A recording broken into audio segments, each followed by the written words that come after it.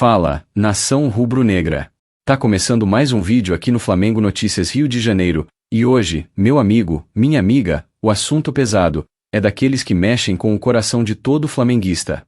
A diretoria do Flamengo acabou de mexer no comando técnico, Felipe Luiz não é mais o treinador, e o novo técnico do Mengão já está definido. Leonardo Jardim, o português, é o novo comandante do Clube de Regatas do Flamengo.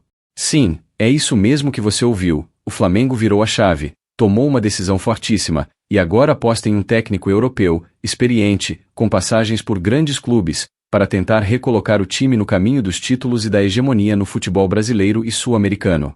Então já faz o seguinte, antes da gente entrar nos detalhes, deixa o like aí embaixo, se inscreve no canal se ainda não for inscrito, ativa o sininho das notificações porque aqui você sabe que é notícia quente, é bastidor, é análise, é opinião sem passar pano pra ninguém, é conteúdo todo dia sobre o nosso Mengão.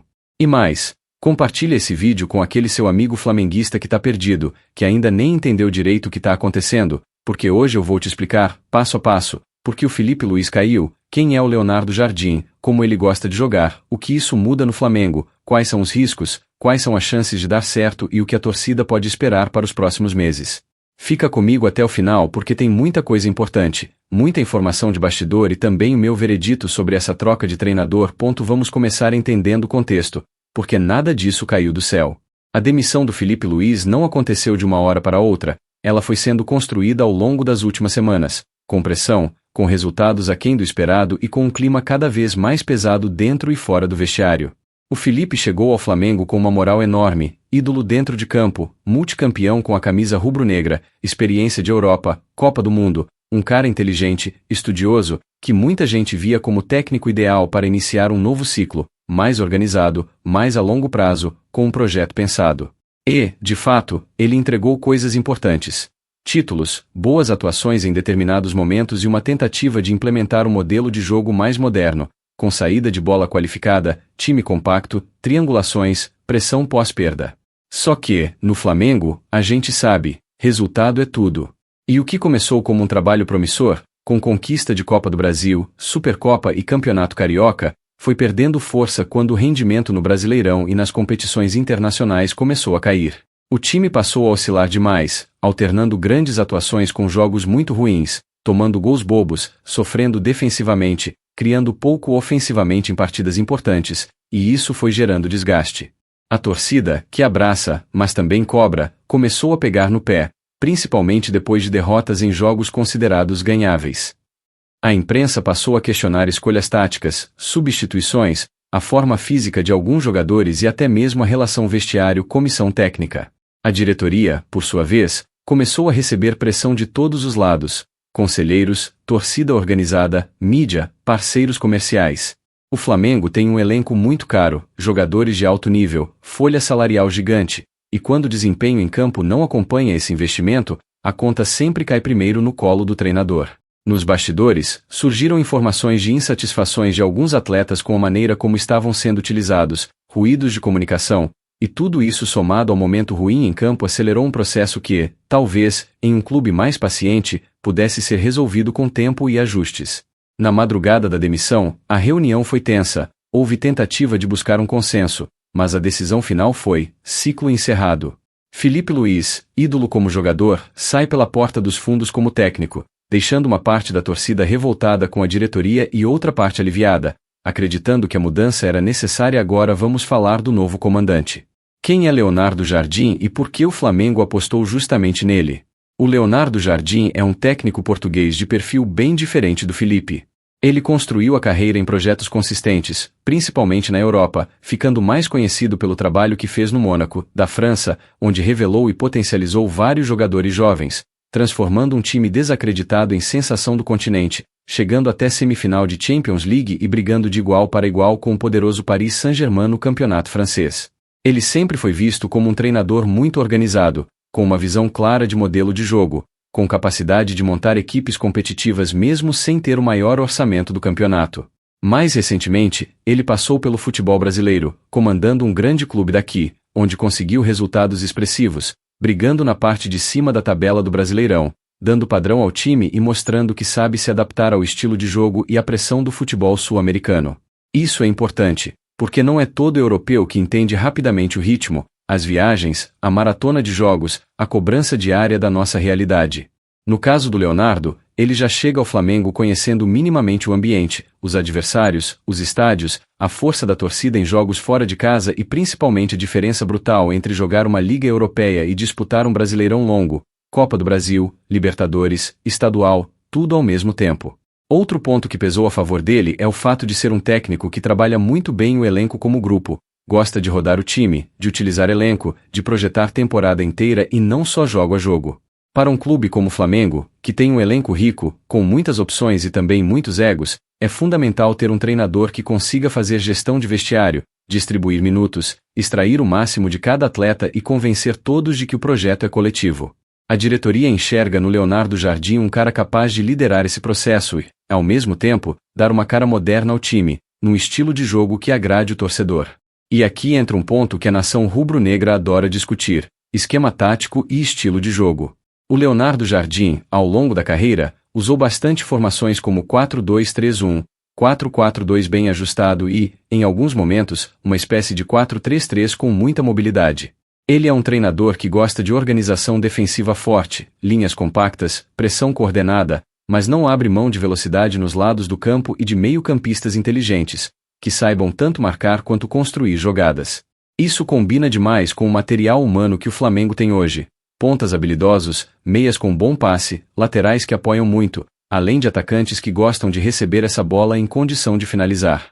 Você pode esperar de um Flamengo com Leonardo Jardim um time que se preocupa em não se expor de forma irresponsável, que tenta controlar o jogo, seja com posse de bola bem trabalhada, seja com transições rápidas quando recupera a bola.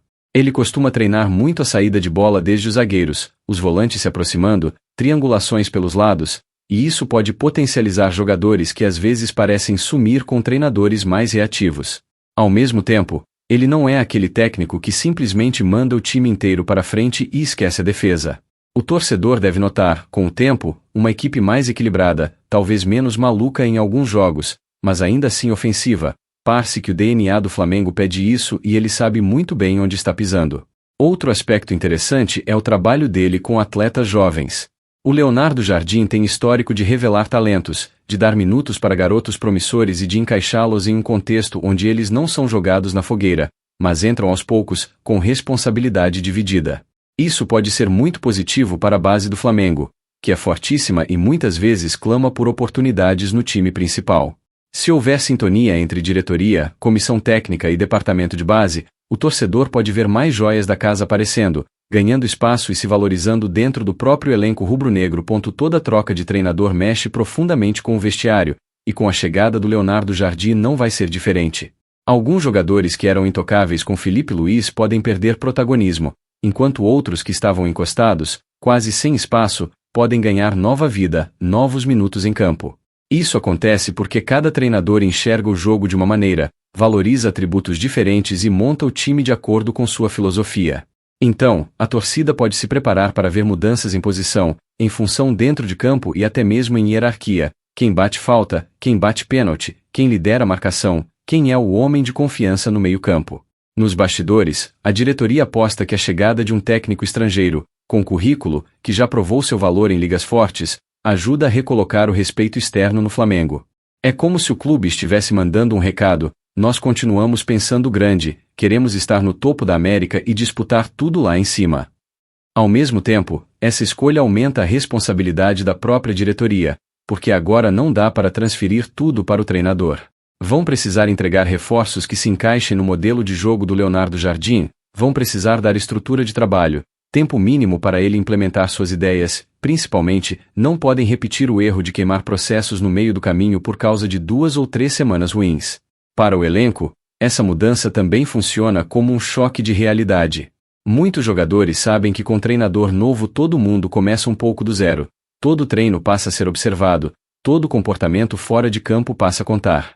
É um momento para quem estava acomodado acordar, para quem estava sendo injustiçado aproveitar a oportunidade e para as lideranças do grupo assumirem o papel de facilitadores dessa transição, ajudando o novo técnico a entender o clube, a torcida, a cultura do Flamengo e as particularidades de cada jogador. E é claro que a gente não pode ignorar o sentimento da massa rubro-negra. A demissão do Felipe Luiz dividiu opiniões. Uma parte da torcida enxergava nele um projeto de longo prazo, uma cara do clube, um símbolo. Outra parte já estava cansada da irregularidade, das atuações apáticas, dos tropeços em jogos decisivos e pedia mudança imediatamente. Com o anúncio do Leonardo Jardim, o clima continua de muita cobrança e, ao mesmo tempo, de curiosidade.